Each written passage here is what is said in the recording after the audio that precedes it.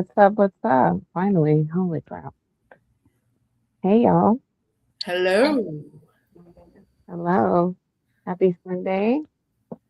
Yes, it is Sunday. Happy Women's Month. It Oh, is yeah. Women's Month. Kind of funny how that worked out for us here. Right? Oh, yeah. I'm glad it worked out. So, yeah. And welcome to Melanin Manga. Welcome to Bitches Reading Batman, another segment. I am your girl, Sheena. She's a geek, aka Bruce Baby. That's what Anika called me. And then we have, of course, our girl Carrie, unofficial, official geek, unofficial. You know what I'm talking about. It's our girl, Good to fucking know. Inja, my other half came through. Hi. What? Inja's here? What? Oh. Right.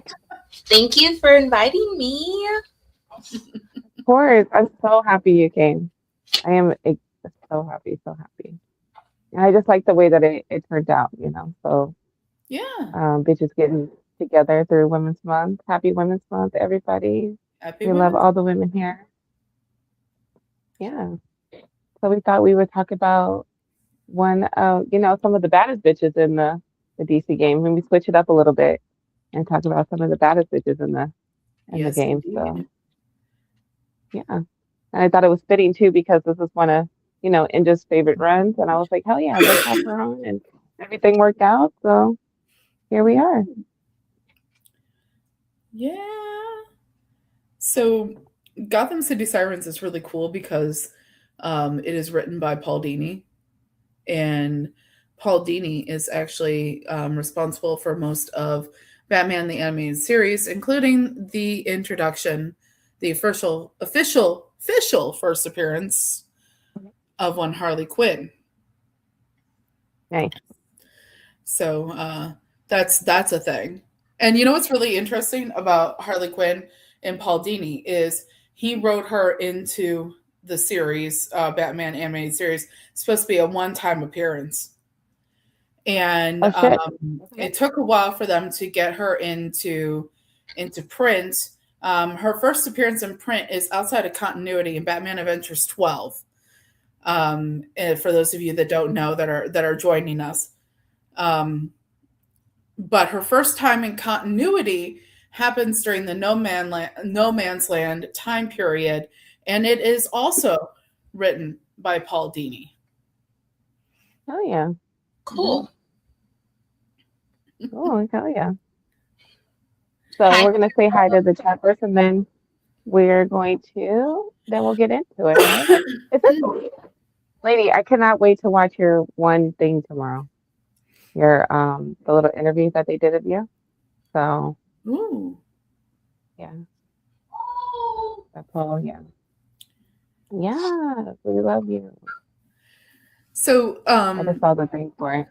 Hi, baby love. I got one of the cool things about Paul Dini creating Harley Quinn is he models it after a friend of his. That if you are like me and spent your childhood watching soap operas with your mom, you may have watched Days of Our Lives and you might have met Arlene Sorkin, who was an actress on Days of bitch. Our That Lives. is my shit.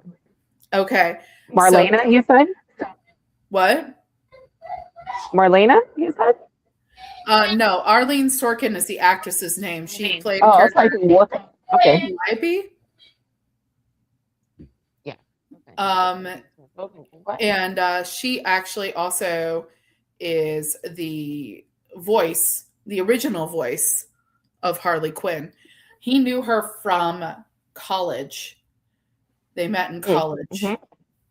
Hmm. Nice. That's pretty cool. I did not know that about him. Yeah.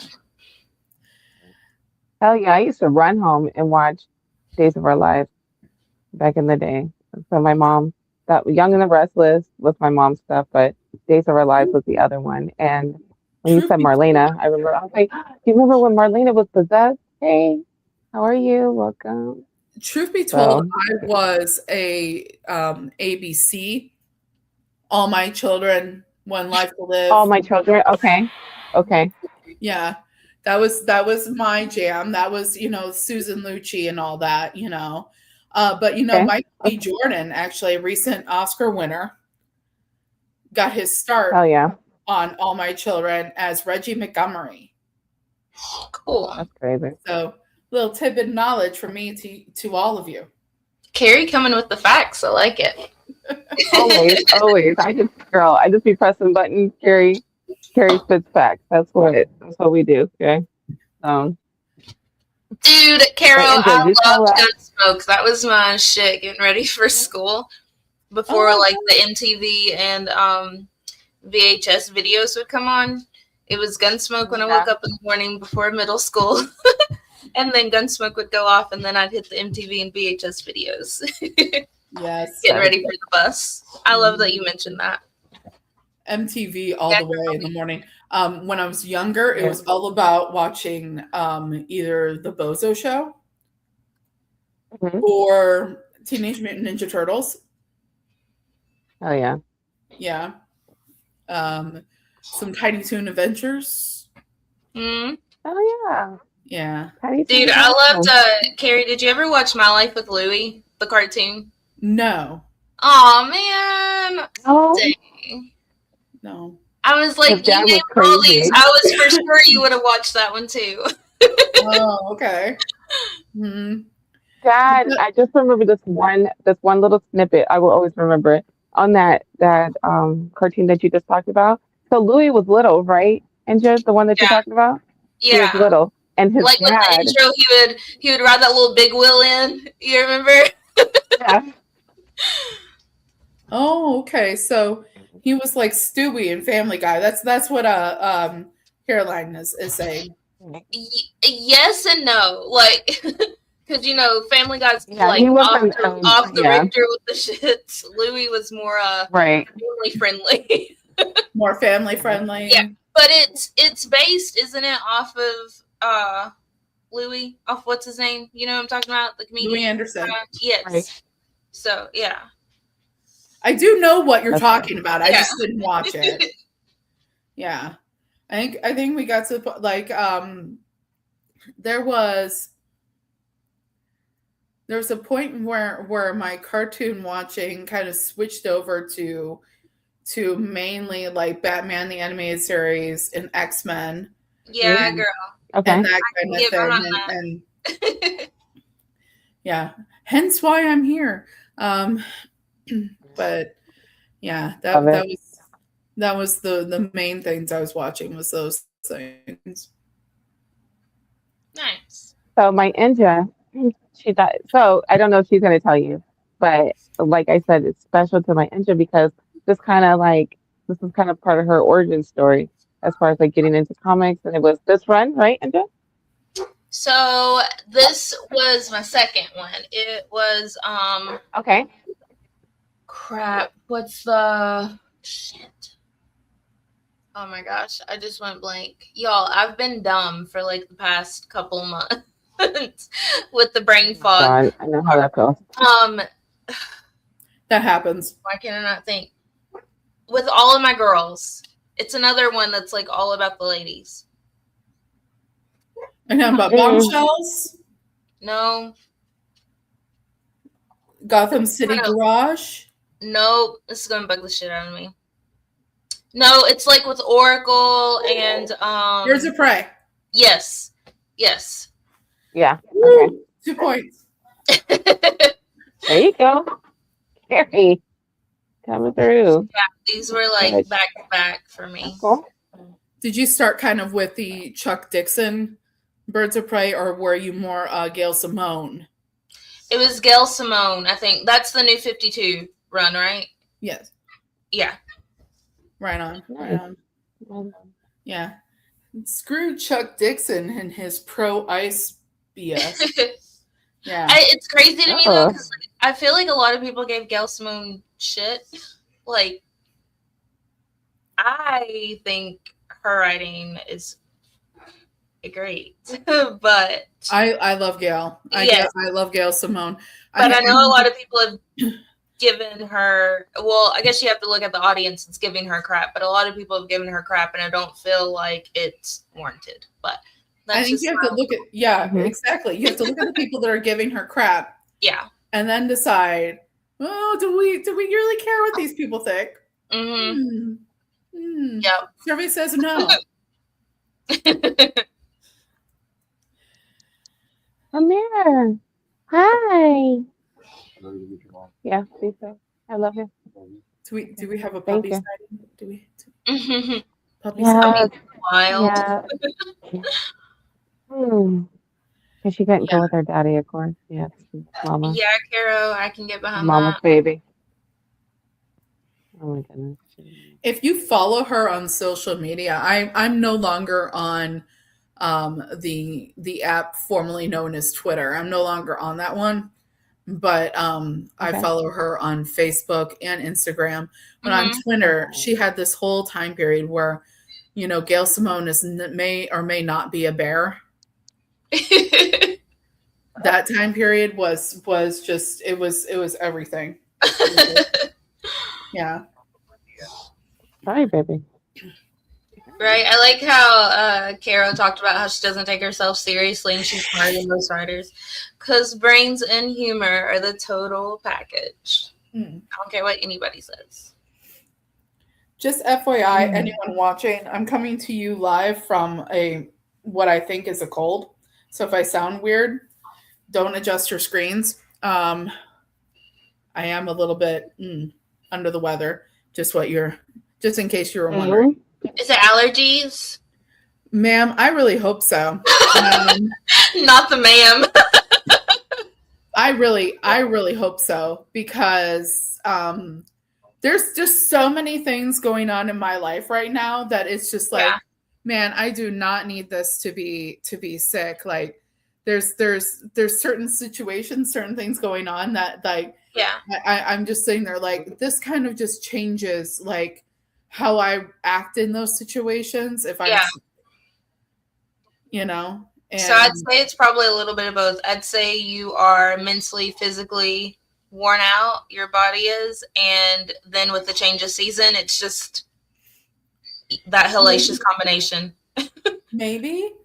Your body's needing to reset. Possibly. I'm hoping. Yeah, I hope so too. I go take another nap. I took a nap before I got ready for today. That was the best idea ever. Yeah. Girl, I was on naps are the greatest. I was on that struggle bus too. It was like an hour before and I was like I really need to sleep. I got to shower. I got to make myself look at least halfway presentable. And then, and it was just like I was fighting that whole like, oh, I could go back to sleep and then just, you know, throw a comb through my hair. And then hopefully she and Ninja accept that from me. Oh my God. Have you ever watched any of our old shows? I did it. I still have a picture in my phone of Ninja. When she did a live, she literally had this much of her face showing, like she was Kenny from fucking South Park. Yeah, girl. She was sick, and then she like just put it, and that's all you could see through the whole thing. And I couldn't look at her because I kept laughing. And I looked rough as F, and I was like, there is no effing way I'm about to go on this camera for people to see and to be able to see from years to come with me looking this rough. So we sure did with the hoodie and all. She came into the fucking studio. I was like, oh my God. Y'all gonna catch me slipping, but not that bad. That part. Come on, baby. Yeah, no, we help as you are. Love you either way. Caroline here. Why is it just Inja that gets to stab people? Girl, because that's my thing. Right. Like, I mean, I'm getting to get to the point where I'm like, you know, you literally have this conversation. She is not lying. Lady is not lying about this. She is whole ass enough. Carrie, don't take this the wrong way because I don't mean this badly, but I feel like coming from you and Sheena, like it would be like they would see it coming, right? Because you all are very like truthful, like in how you feel and like you know, like how people rub you and stuff. But I feel like for me it would be like that surprise, like stab you with a smile on your face. I think it depends on. No, here's my thing. I'm like that weird person like I forget, like I'm sure there's a horror movie where this happens, where someone is just like, I hate that I'm doing this to you, and they're crying while Yeah, stabbing I you. can see you doing that too. That's me. I'm that Me. kind of, like just like, oh my god, I like kind of like some like mommy dearest type of shit. Yeah. Like just no wire haters and like all that kind of no, man, it just I think that it depends on who you're asking, like Yeah. what kind of person you're going to get from Carrie. Like there's certain people that would be like, oh, Carrie is just going to go hide in the corner. Yeah. And then some people are like, Carrie's going to go, like, if you don't start none, there won't be none. Yeah. And probably who you're like about to stab also. I'm sure that probably comes into play. Mm-hmm. Mm-hmm. Yeah. Yeah. I definitely have people in my life that think that I'm the consequence of FAFO. But then I also have people that probably think, no, she'll be in the corner like crying. Yeah. And it depends on who you ask, honestly.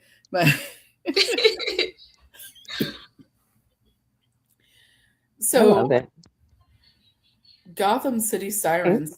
So what is it that you love most about this book, Inja?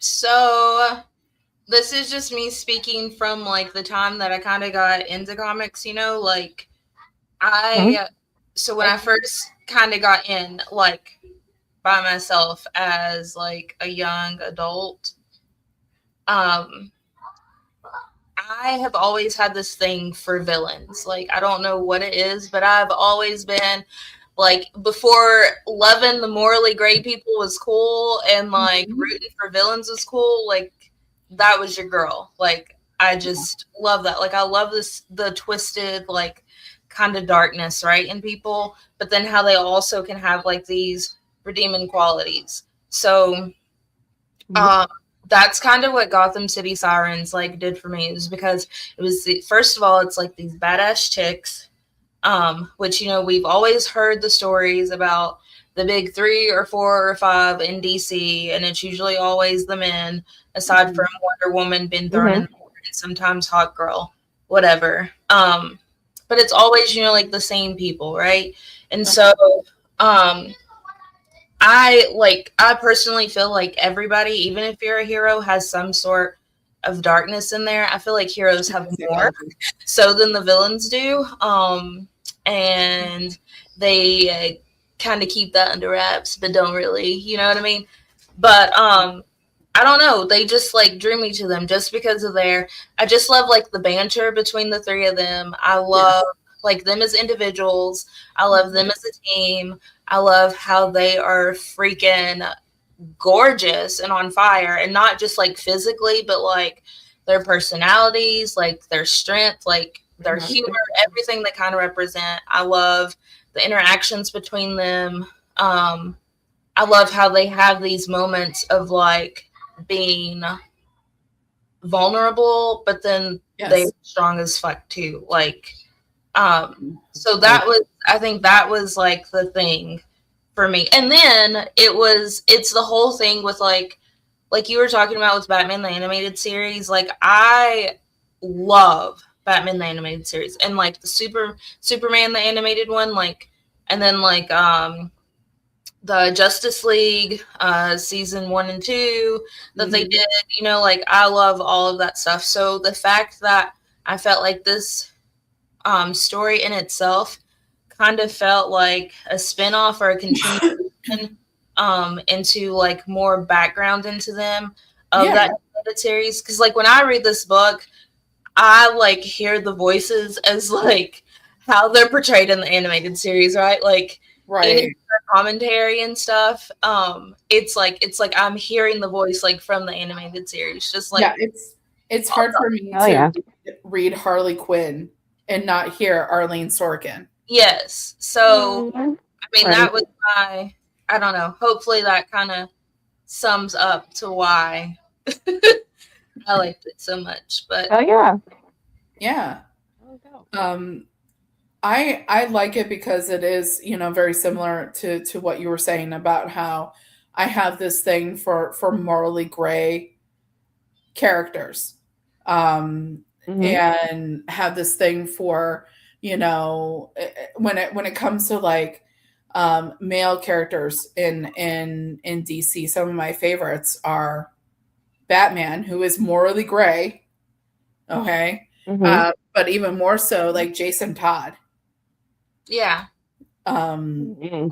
Magneto is a good example because we got Lady Fantastic coming to us from the world of Marvel and I love here, that.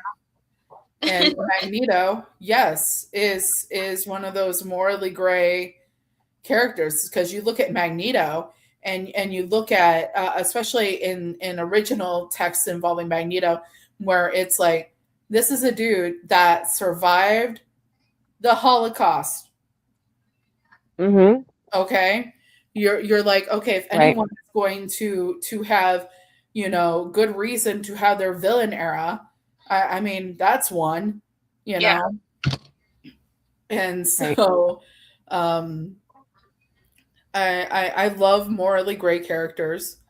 I like especially even in recent books where writers are kind of giving a little bit more credit to characters like Selena Kyle hmm and Pamela Isley and Harley Quinn, Mhm. um, to exactly how strong of characters they are.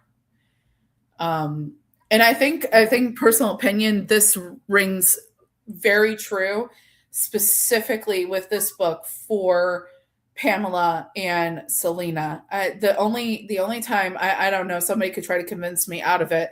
The only time I feel like it falls a little bit short involving that is with Harley. why is Um, that? um, I feel like you have Harley, or excuse me, let's approach it this route. I feel like you have Pam and Hi, Selena Keisha. kind Okay, of keep going. I'm sorry, Trey. kind of written as characters that have more out front intelligence. hmm And this is something that Paul Dini. The thing is Paul Dini originated this character. So when it comes Mhm. right down to it, he has the authority at this point when this is published on what Harley Quinn is going to be like. hmm And it's not until later with other writers that they change that. Um, Mhm. so that could just be my thing and my preference as to the way that Harley is portrayed. I prefer other writers, but even so, the silliness of Harley that needs to ring through with everything hmm is definitely on display here, and it's very good. Yeah, I feel like Okay. Harley. I don't know. So like where Selena and Ivy, I feel like are more seasoned when it comes to just life and what it means to like be involved with someone with matters of the heart. Um, Mhm. I feel like Harley has just kind of like discovered what that's like, and so it's more of a not really childlike, but you know what I mean, like adolescent approach to things. Like she's more Yeah, like gullible and vulnerable, so it yeah, makes her gullible look and like vulnerable sound like good words. Yeah. yeah. So I mean, but she's super, like, we know she's super, super smart. And, I'm like, sorry, I'm not laughing at you. I'm laughing at Caroline. no, you're good. She's Caroline, super, super smart. And the baby. um, she knows, like, how to read people. And she knows, like, I don't know. She knows, like, she's able to understand others and where they're coming from. But than not when it comes to herself. Mhm. She's able to do these things for others, but she's discovering like these new feelings and like things she hasn't experienced herself before. So I feel like she's kind of, while she's still kind of on that path of like young love, not really young love, but young love in a sense, making like all of these mistakes and things like Selena and Ivy have already kind of like they've made those mistakes, been there, done that, right? Yeah. And have grown for it. Like they're in a different point in their life than what Harley is. So I feel like I don't know. I feel like it all kind of depends on like how you look at it, maybe, because I feel like Harley is a very strong character, and they do use like a lot of humor with her, and that's kind of like her coping mechanism. Okay. I feel like you know, like they each kind of have their ways to cope, and like anyone who's been through like trauma or has dealt with a traumatic experience, like we all kind of have our ways that we cope with things, right? And like you can tell, like when you get into like one of the issues of the story, like when they go home for the holidays, and like Harley, not only was she in a dysfunctional group, but she came from a very dysfunctional family too, right? Yes. So like she has had to learn how to cope at a young age, and so maybe that's the way she has always kind of coped, is like if I make things humorous and if I can find the joke, or you know, like find a way to laugh in things, maybe it's not so serious, or that's the way I can keep kind of going through, or you know, whatever. Whereas Selena and Ivy kind of take more of a serious approach to deal with their trauma in a different way. Excellent point. Yeah. I love it. Oh, my Angel. I miss listening to your brain. So what were your all's like? Did you all have a favorite series in the trade? Was there like, did you have a favorite story within the first book? Poison Ivy trying to solve those murders in the park that were made to look like they were her. Yeah. Okay. That was a good one. Right. For taking on the detective role. Yeah. Yeah. But yeah, that's probably one of my favorite ones in there, you know. I like that one too. That was a good one. I like too, like, cause like their whole like meetup or whatever, you know, like they've had trust issues like in the past, is like they've kind of, you know, it's kind of expressed or whatever. And so they formed this like ragtag kind of group. And one of the things they try to get out of the way is like making sure that they can trust one another. But then they go about it not in the way like a hero probably would, but in the way that a villain would. And you know what's really interesting about that is because at that point where Gotham is in Gotham's story, you know, in particular, with Batman being presumed, spoiler alert, being presumed dead. Yeah. And so, you know, when they're just like, okay, so we know you know who Batman is. Yeah. And they're trying to get her to confess who Batman is. Yeah. And it's like Batman is, you know, she doesn't, she knows, but she's able to deflect that, because as you read on, you find out who Batman is. Yeah. Girl, when I tell you the first time that I read this book, and you know, it goes through like the backstory of like Selena and Talia, and how Talia is like teaching her how to kind of keep her intrusive thoughts about like who he is like buried in secret. Yeah. When I tell you, when she said Bruce Wayne, I was like, dang, this bitch failed. Talia did not do what she thought she did. But then she started dating other people, and I was like, oh, okay, we're good. I was like, Nana's going through this whole backstory, and then she named him anyway? What? I'm good. But then it kept going on. I was like, okay, I see what you're doing now. We're okay. The whole, Right. Talia Oh my God.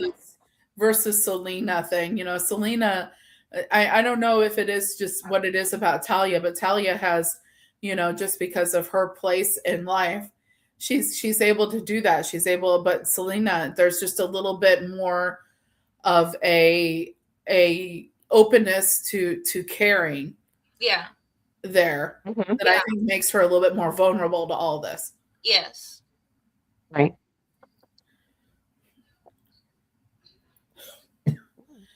So, Sheena, did you have a favorite issue out of the book?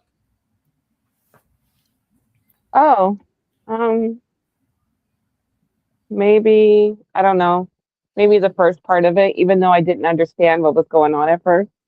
But once Carrie explained certain things to me, uh, and then the one that too where they went, Harley called herself being a fucking detective, and Catwoman went with her, and then I was just like, when they went to go look for the dog, that part was funny. But other than that, I think it was the first one, even though I wasn't understanding. Like when we first started reading it, I was like, I text Carrie, message Carrie, and I'm like, what is going on? And she was like, okay, here's the thing, this, and this. And I'm like, I don't think I'm going to understand this. And she was like, no, just keep reading. You'll figure it out. And I'm like, You'll all figure it right. And then, yeah. And I was just like, no, I don't think I will. And then a couple pages in, I was like, oh, okay, I think I did. So, but yeah, So like it was I'm intriguing literally to getting see. these messages. I'm listening to these voice messages on Instagram, right? And I'm my job, like I happen to be in the field that day, like going to different because my job, I'm a community manager for HOAs. Uh-huh. So I happen to be in communities like, and I like, so I'm sitting there and it was like I finally took a lunch break. I'm sitting in if you're from the Midwest, Portillo's, right? So I'm Okay. sitting at Portillo's and I'm getting these messages and I'm like, okay, so here's the thing. So like old timey music, like oldies music playing in the background. I don't know if she could hear it, but I was like, let me break down exactly what's going on here. It was kind of funny Right. to think about it. Yeah, I don't know. I guess with this one you would have to know that it is like in between like the Hush and like Heart of Hush stuff or after. Mm-hmm. But I don't know. I felt like it was one of those, like I hadn't even read any of those when I read this one, and I was able to still kind of like get I felt like they did a good job. Like once it got into it, you were able to pick up the bits and pieces, and so it wasn't like I mean, it's kind of like you were thrown in, but it wasn't like you were like drowning in it. Like you would have to really go deep dive into previous stuff. So I felt like the girls part did it. Like that. Right. The girls part did it. And like you said, they kind of did a good job where you could jump in. It was the Riddler that was throwing me off. I was like, what the fuck is going on? And then it just skipped right to him. And then I understood like they took him captive, but I didn't understand like what, like all of a sudden it just went over to him. So I was very confused at that part. Was like after, because if you remember like the villain or whatever at the beginning, he kind of knocked some sense into him and knocked him out of Ivy's like hold that she had on him. Right. So he came back to, at the end of that first one. And so then like he went back to kind of doing like what he was doing before after he kind of changed his ways. Like he had started this detective agency, self-proclaimed detective agency, where he put his talents to use instead of like he's like, you can tell he's still, and I like his story too. Like I like that they've thrown him into that you can tell that you feel like at the beginning he has a handle on this new so-called like turnaround or whatever, but then like when you read deeper into it, you start to see he does not. And so like the threads are starting to fray there. Yes, he very is like dual personality, and he is like has this war within himself where he really does have like this he has one part that's the Riddler and then one part that's Enigma, and they are fighting and at odds with each other. So I thought that was really cool to see, like, even like with him, like, he tries so hard to, like, turn a new leaf. And that's why I like the villains and like the morally gray characters too, is because they work extra hard. Like, when they want to try and do things the right way or semi the right way, it's not as easy as just doing the right thing. Like, you have other factors and things that play into that. Right. So, like, I love this interaction here between Batman and the Riddler, and how they're sizing each other up. Mm-hmm. And the Riddler's like, this guy is a different height, different build, different voice. Mm-hmm. You know, he's like, I know based on all this information, this is not the original Batman. Mm-hmm. And then, you know, Dick Grayson, who is in the Batsuit, is sizing up Riddler as well. Right. I really enjoyed this interaction between the two of them. Well, I like the one too between him and Hush himself, like, earlier on, you know, because he was like he was the only one that was like, this isn't the Batman, like, or this isn't. Was it Bruce Wayne or was it the Batman? In that one, I can't remember. Bruce Wayne. But he was like, this isn't him. And he was like testing him too. Like, he would like throw certain things out there to like see if he caught on, because he knows, like, he's had so many dealings or whatever. Like, he knows how smart. Like, he's on par. Like, Batman is on par with Riddler, I feel like, and I feel like Riddler knows that, and that's why he kind of respects him as his adversary so much. Is that, like, he knows his genius, and he knows that it is at a level that his is. Like, he's able to be creative and like think outside of the box, and so I thought that was kind of cool. I think that was like the third, maybe no, it may have been the second or third issue when they were when the Riddler goes, or Enigma goes to save Angela with the fishnet top and the skirt, you know, she's kind of all like punky looking. Yeah. That one. Yeah. I think it was that one.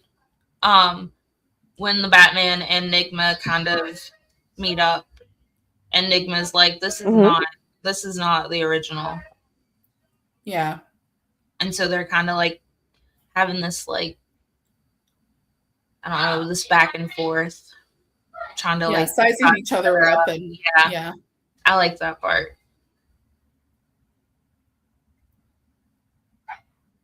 This was cool. Yeah.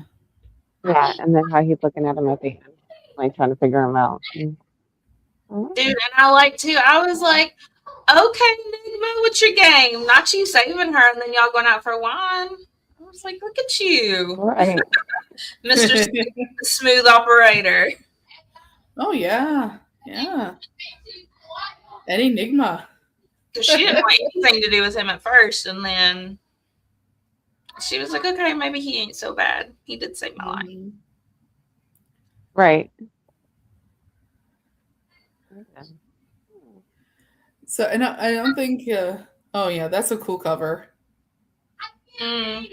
Yeah, some of these covers in the, you know, in between, like one of my very favorite covers of Harley Quinn is in this one. And when I saw it, because even though I know I own the book, I own the hardcover and I own the little compact one, and I opened it and I was like, Carrie, I love this picture. I need it so bad. And I know I was telling her it was on a free comic book day short box one year, and I was like showing her that Keisha had it. So I was like, man, I really want this thing. So I don't know if we already passed it, but it's in there somewhere.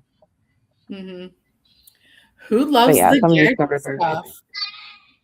Who loves what? Who loves the what? The gaggy stuff here. Dude, Oh, the gaggy. Okay, yeah. that story. Can we talk about though how his anger is misplaced? Like, Yes. not him being mad at Harley when I feel like he should have been mad at Dick Grayson, because that's when his life really turned around. When his family was like the main attraction of like the circus or whatever, that's when his life really took like a turn for the worse. Yeah. Oh, there He it is. doesn't even realize it, but he has. Oh, I was like, but we're gonna fix it on Harley.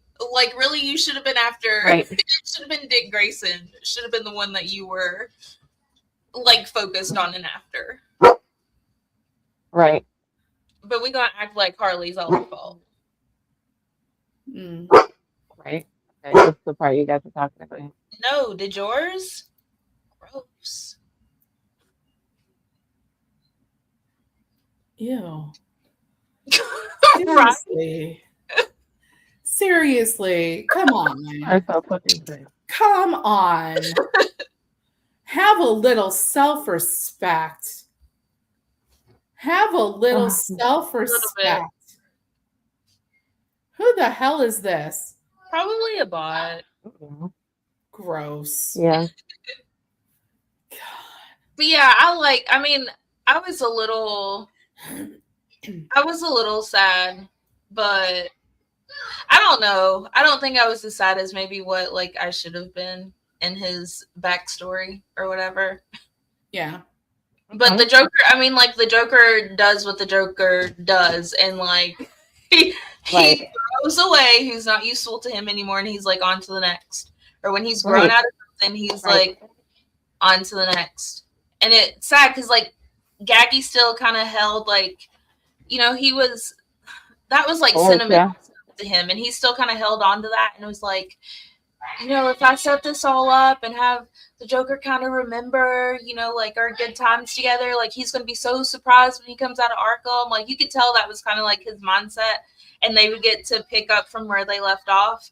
But the Joker had already kind of changed and like progressed at that point, and Gaggy's still like living in the past and is fine with being under his shadow. But and then the Joker makes it clear like that no longer like has anything to do with him. Like he's so beyond that, like childish to him, and I don't know. But yeah, that part I do feel kind of sad, but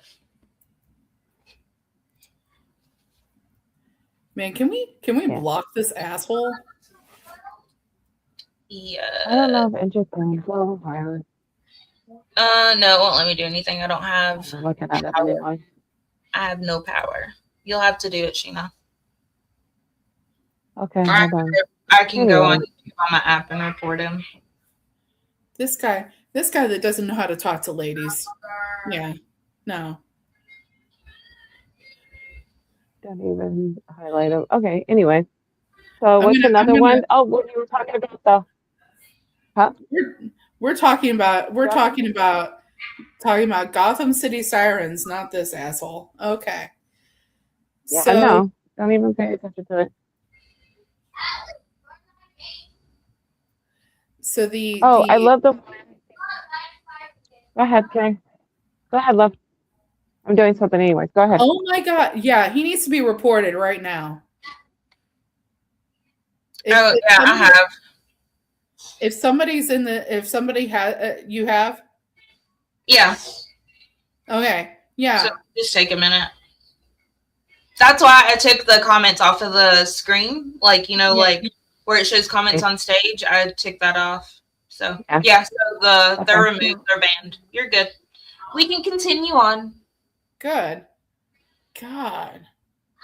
Alrighty. So Harley's being taken hostage by Gaggy, and they have to come save her. Poor Harley. But if anybody were to be taken hostage, it should have been her. She's like the best one to handle a situation like that, I feel like. It kind of reminds me of the Suicide Squad, where she's with that president of that one country, and then she decides that there's too many red flags and she kills him. And then Right. and then the rest of the Suicide Squad is develop this really great plan to save her, but she's like, let me just save myself here. Let me get myself out of this situation. Yeah. And she comes across them, and they're like, we're gonna save you. And she's Yeah, like, it was a really good save plan too. She's like, Dude, she's a mess. I love too, like how her thought, because I'm gonna tell you, like, no offense to my men out there, okay? Like, we love you, we mean it, but no, I just had the feelings. It's fine. if the man is going to be owned and put down, it's going to be a woman that's doing it, and they can cut deeper than anybody. And so I love how that was her go-to way of fighting back. Yeah. She was like, let me take this motherfucker down a couple of sizes, and she did, and I loved it. Like, she was able to like get under his skin like it was nothing. Yeah. I was like, in true female fashion, like we're so good at doing that.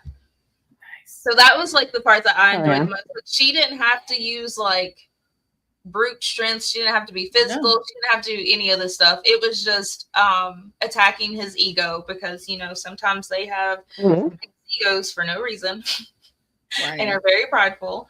Not all, but she knew that he was, and so she acted accordingly. Yeah. Yo, Robert, what's up? What's up? Hey, boy.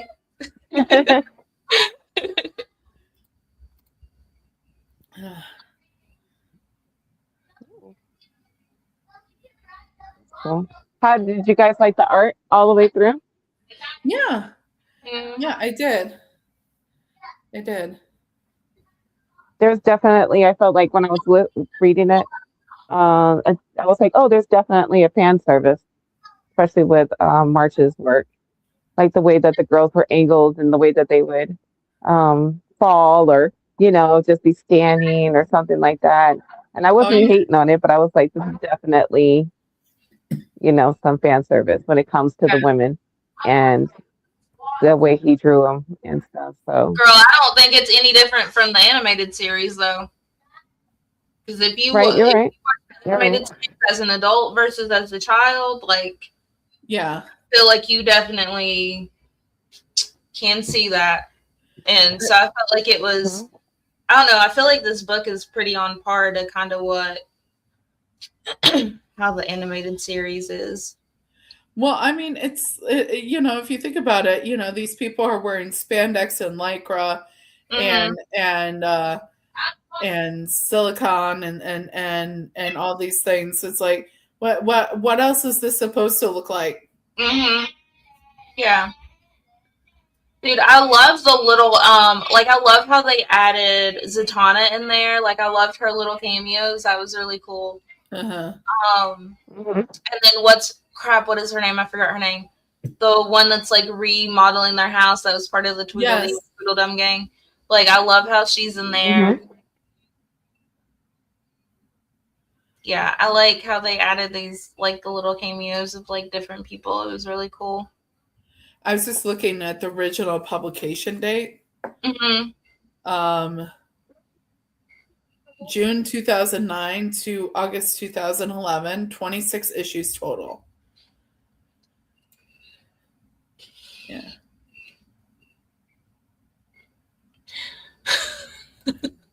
Robert, I love you. You could be a bitch reading whatever you want. Yeah, it don't have to be Batman. It has to be Batman.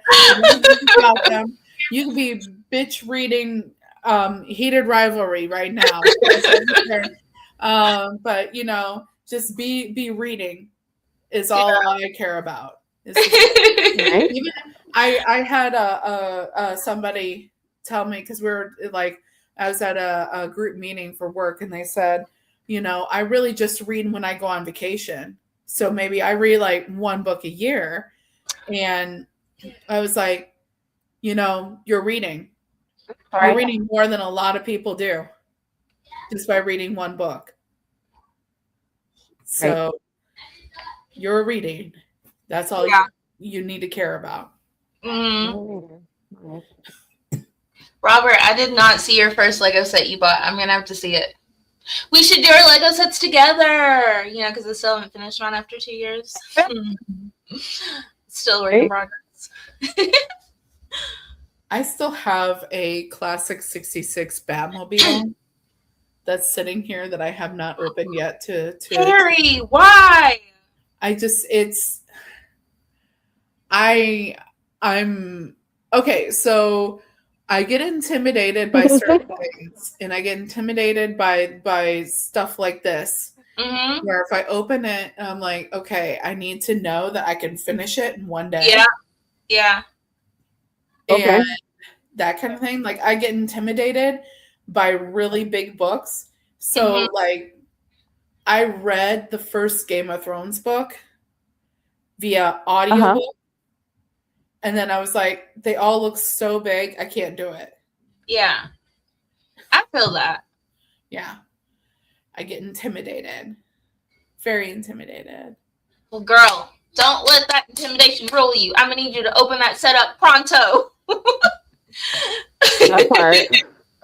Okay. All right. I'm going to need you to work on it and show your progress. Because I want to see it. I mean, it is an older set. Like, it was actually gifted to my boyfriend like a few years back. Uh-huh. And he's like, here, I feel like you're gonna build this before I do. And so he gave it to me, and now it's still been sitting here. Well, okay, so we got to put like a not like a strict deadline on you, but like an obtainable deadline, like maybe before January 1st of 2027. You're on. Okay, promise. Yeah. Okay. Yay, my girl came. That's what I'm talking about. Yes. It will be made before then. Yes. Okay. See? You got this. And that takes the stress away of you putting that unobtainable goal of having it done in one day. And now you I'll probably try to do it all in one day. Like, well, I mean, I'll probably sit there and be like, okay, this is, if I take time off from work at some point during the year and like nothing else is going on, I'll be like, okay, this is the day. Yeah. I'm going to make this Lego and it's going to work. Okay. And it'll be done all in one day. Dude, so whenever you think you're going to start yours, tell me. And I can start back up my Lord of the Rings Rivendell one again, and we can stream it together. So we can be each other's accountability partners. I feel like Rivendell might be a little bit like bigger task. It so is. Than my little Batmobile. Hey, but that's okay. But it's gonna look cool. It looks really good so far. It's just, girl, the pieces piss me off so bad because there are certain parts of it, like once you get to it, the way you have to maneuver some of the things, it breaks off other things you've worked on. And the way I wanted to like rage quit and just throw the entire set against the wall and just watch it break into a million Oh my god. multiple times. I know that feeling. Yeah. I didn't. And I know it's going to be amazing once it's done. Like, it's a beautiful set. It's just you have somewhere to put it, Inja? Like on display, or are you just gonna just tear it up and that's it? Like put it back in the box? I was gonna put it on my TV stand in here in the bedroom because I like after the blood, sweat, and tears that it's been putting me through and has put me through, I feel like I need to see that bitch every day, right? Like, no doubt. Flip it off every time you see it. You're like, you. Just walk by like, I love you, bitch, but you know. Yeah, right. Like you were almost the death of me, but I won. I have defeated you. There could only be one. I've seen that Game Boy Lego set. Yeah, it's the OG, like the gray one, right? Like yeah, I've seen that one, and it's really cool. I've been wanting someone to put that together. I'm gonna need to see your progress on that too, my guy. Have you seen the one like same kind of idea, but it is like the NES game console? Have I seen that? I don't know. Let me look that up and see. I feel like I may have seen that one at Barnes and Noble, maybe. Let's see. You're just like, you know what would make this really cool is if it was a working game console when you're Right? done. Yeah, girl. But we know it's not. Yes, I have seen that one.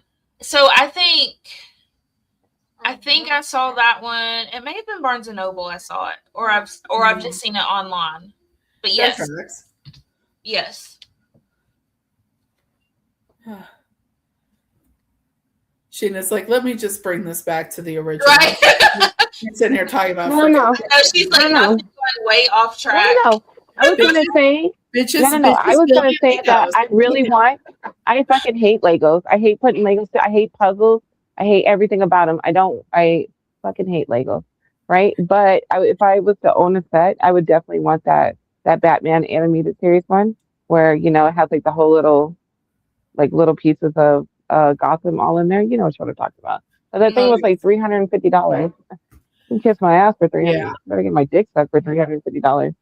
So. Hey, Dibber. Like, Go in there for a minute. I'm trying to see if I can reach a little one that I got. And it's like a little one. All right. And I got it for Christmas. Oh, okay. Get it. A little. You're a little Batmobile with Batman. Cute. See, I can build this. I will have to highlight you. I can't do it. And he came with a little Mr. Freeze. Yeah, oh my gosh, I love it. And so cute. I can build these little things pretty easily. And so I just put him standing on the Batmobile here.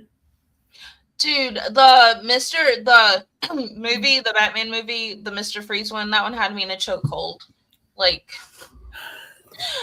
That was one that I could watch over and over again because really, yes, I love that one because why is Mr. Freeze the most the most toxic but sweetest lover ever?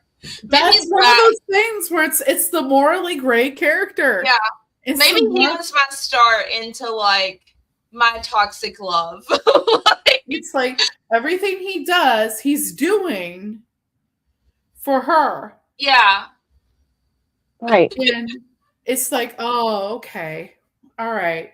So, that works for me. Yeah. That works for me. Yeah, because girl, I was over there explaining everything away he did. His wife is sick and he's trying to do research to help her. Right. Yep, I love that movie. That was one of my favorites. I love the way that Freeze is presented in the Batman White Knight universe, where he's yes. a little bit more sympathetic, and he in that first, I think it's in that first series he dies, isn't it? Mm-hmm. Yeah. Bizarro is a misunderstood character. Bizarro is a product of his environment and a product of circumstance. Yeah. Yeah. Dude, Solomon Grundy was one I always felt bad for too. Even though he was not a good person when he was alive by any means, but after he was dead and zombified and had kind of forgotten about all the things, I always felt sorry for him too. Yeah. Well, we do have a soft spot for a month. It's okay if Bizarro made you cry. You don't have to worry about being tough with us. We got you. I know. So it's really funny because we're reading Gotham City Sirens, and we just got off of Sheena and I got off of reading Dark Knight Returns. Sheena's dropping this knowledge on me, oh, this is what Alan Moore says about it, and it's all deep. Mm-hmm. It's all deep and stuff. Get the fuck out of here. I had one fucking moment that I actually contributed something, but no, girl, I just came across that and I thought it was crazy. But it was something I thought you already knew. Yeah, and I'm always behind. Gotham City Sirens is just this is just fun. Yeah, it was just a little anthology, almost Yeah. of just fun stories, you know. And Yeah. once I let go, I think that was cute. Like when Indra had said, "Well, you can just kind of jump in and not know," like and all that stuff. Like when I had said I didn't know understand what the hell was going on. I I don't know what I thought was going to happen, and so and I knew that they showed the Riddler right at the beginning. I thought he was just going to be background noise. So when it skipped over to him, I'm like, "What the fuck is this?" I thought it was just one on long going story. Do you understand what I'm saying? I didn't think it was going to jump around and do all this other stuff. And that's what was confusing me. So I think I already had this notion in my head about how it was going to go down. But once I let go of that and it was like kind of skipping through and it was like, oh, okay, these are, it's just like, okay, I got it now. So, but Yeah. yeah. Gotham City Sirens is like the filler after the Hush stuff. Like when you watch anime and you have those filler episodes, like that's how I feel like Gotham City Sirens is. Yeah. And then it's like a filler within a filler Got it. because it's like you kind It's of a go filler through cleanse. their journey as a team together, but then you have these filler kind of episodes that they have in the midst of that.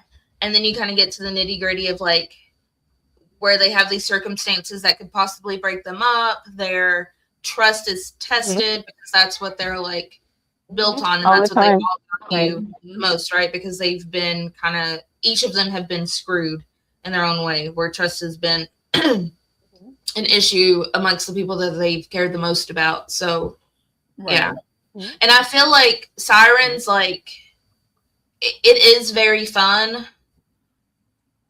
I feel like you can take it as serious as you want to, right? Because I feel like Yeah. it's one of those stories that it definitely has different levels and depths to it, so you can get out of it what you want to. Like you can take Right. it as a fun read, Right. and there's not much to it. But then I feel like if you really kind of analyze it, there's a lot of like meat and potatoes there, right? Like there's a lot going on with the characters and some of the things that happen, and you really getting to get into their head and like a close look at things. So it's got a little bit of both, but it's all like what you want to get out of it. Yeah, you get out of it what you Right. want to get out of it. And but the thing is what's really cool about it is that kind of story. You can get out of it what you want to get out of it. If you're just sitting there saying, "Hey, I need to fill my next few hours," Mm-hmm. just sit here and, Right. and read Gotham City Sirens, and that's just be like, you just read something really heavy, like we did with Dark Knight Returns, and it's like now we get to have some silly fun. Yeah.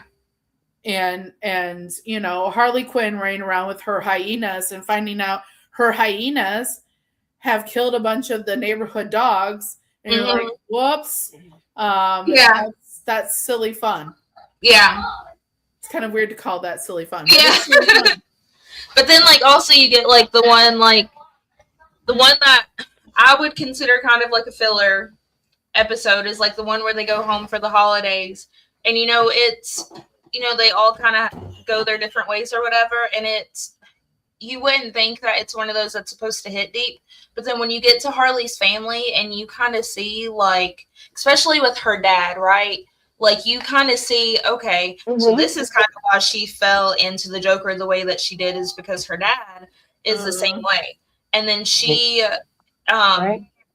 allows herself to be manipulated, right, because the people who are supposed to love her and be in her corner and be the ones to protect her aren't that, but she wants to believe that. And that's kind of stemmed from like her dad, like you can see, like he uses her, and she like willingly, well, you don't really know. That's the one thing that I like about the end of that story, is because you don't really know if she falls into that or if she just kind of lets him say what he's going to say and then goes along with it, and then like that's the end of that, because it never shows her giving him the money or like giving him the info to getting money, right? It just shows her going back to the home that she has with Selena and Ivy. But like I mean, like stuff like that, like that's pretty heavy, but then it's done under the guise of like being comical and lighthearted.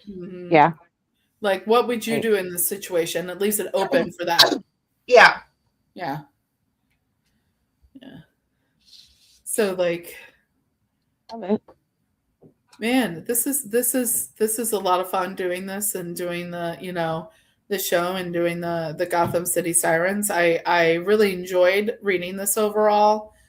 Oh, I've been really straying away from doing like reviews of comics lately. okay.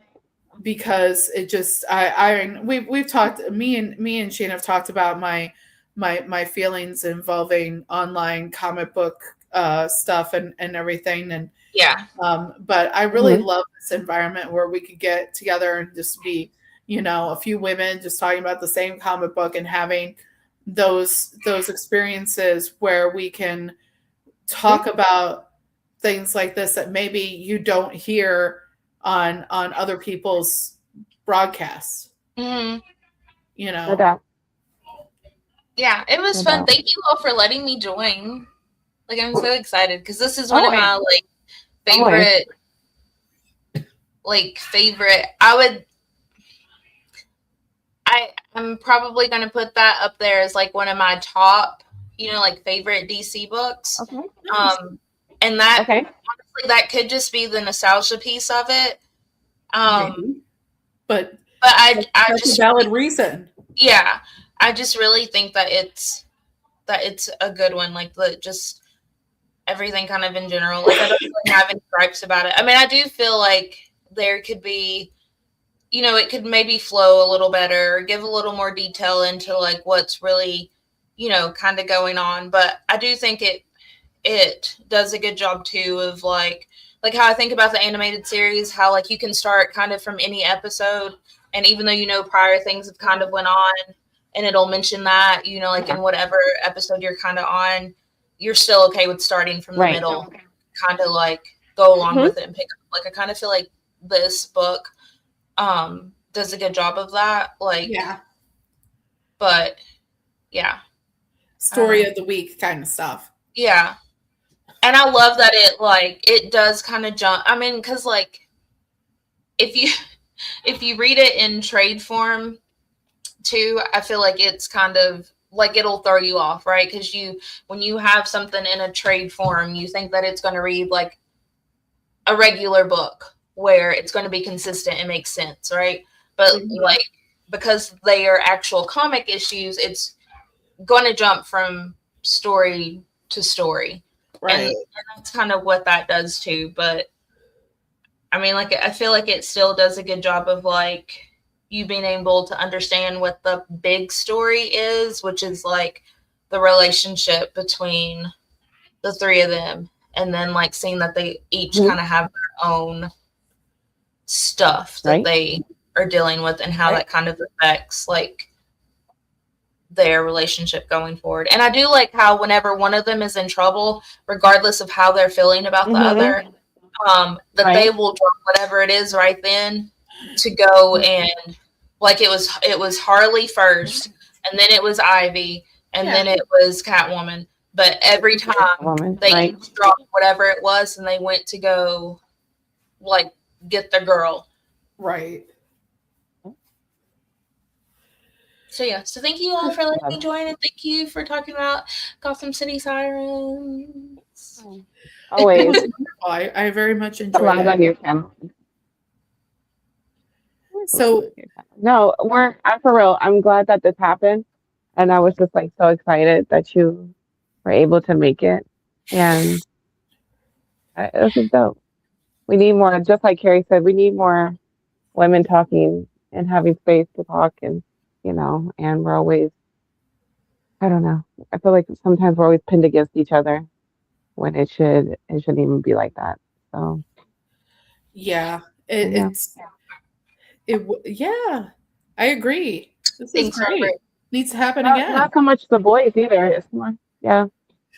And hopefully So we'll be back.